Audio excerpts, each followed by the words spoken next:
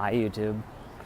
So I'm not going to sign in this video because obviously I'm out walking, and I don't want to sign with one hand with you guys because it will just confuse the shit out of you. That said, I was having a discussion earlier today. I'm walking around the area that oh, it's just a bunch of lesbians. That's nice. It's nice. It is. I want to go over and be like, can you please take me in? Anyways, so I was having a discussion with a friend on Facebook earlier today, and he's from Australia. Okay, lovely country. I would love to go there one day, visit the red Ayers Rock, which is the giant red rock in the middle of the desert. I do tend to spit while I'm walking because humans actually sweat through their tongue as well, and I sweat profusely through my tongue. That said, I'm gonna go ahead and switch over to this side because arm gets heavy and you don't want it to. Anyway, so he basically gave his interpretation of our election last year. The rest of the world basically had to deal with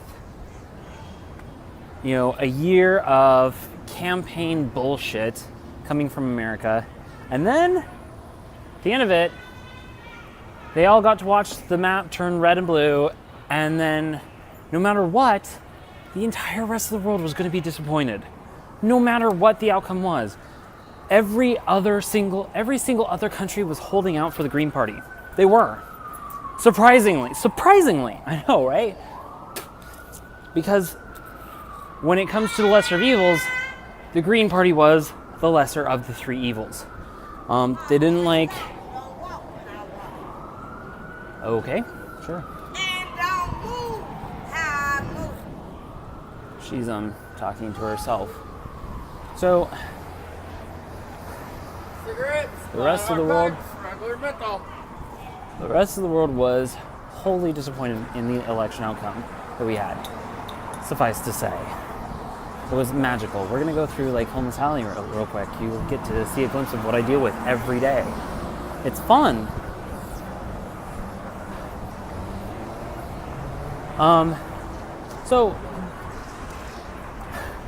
And there's one particular sentence that he said to me that just fucking rang true with me.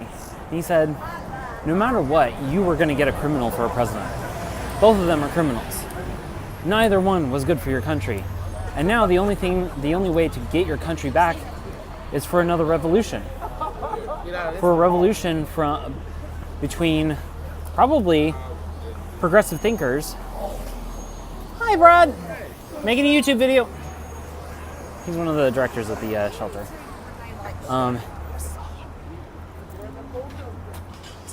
He's hot, but he's straight. But whatever. So I'm gonna do Tai Chi after this, I promise. I do it every time. Every hour on the hour, it's 15 past. We're allowed to go out for a smoke break. I've got my little rainbow heart on here too. One of the homeless people made it for me. She's a really good knitter.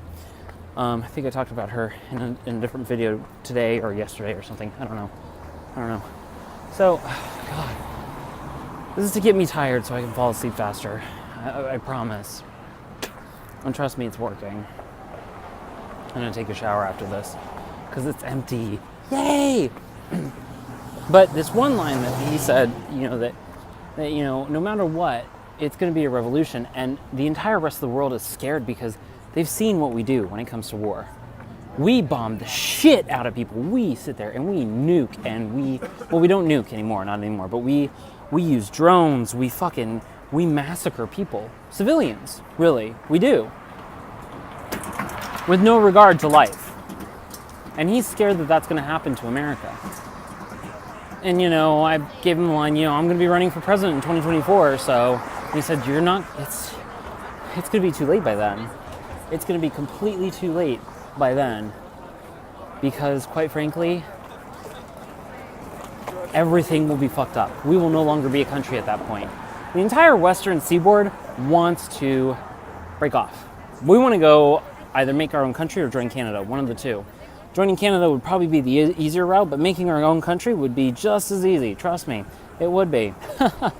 We could write our own Declaration of Independence. We could secede. We most definitely could because we have the economy for it. We do. We have When it comes to water and food, we have everything. When it comes to transportation, we have everything. We have everything to sustain ourselves. And quite frankly, we're tired of being part of this awesome idiot mobile. Shall we watch it go by together?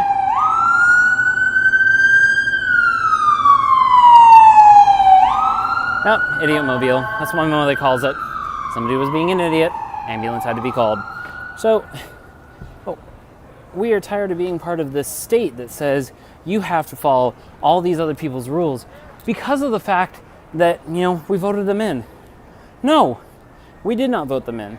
We are completely blue. We are a democratic society on the Western Seaboard and on the Eastern Seaboard too, for the most part, except for the South, like the Deep South, Carolinas, Florida, stuff like that. I'm actually running out of breath right now, as you can tell.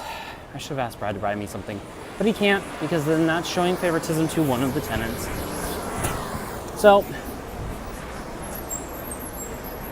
what I want to say today is, and the message is, it's time.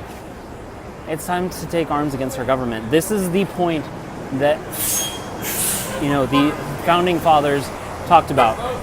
Our government is corrupt, completely and wholly. The only branch that isn't corrupt right now, that is a trans woman. And she looks fabulous. No, like the dress that she's wearing is fabulous. I know I get distracted easily. But I'm getting back on point really easily too. The judicial branch is the only branch of government that is not corrupt at this point. And even then, we have Kasich. The dude whose name starts with a K, he is on there and he is completely and utterly corrupt as well.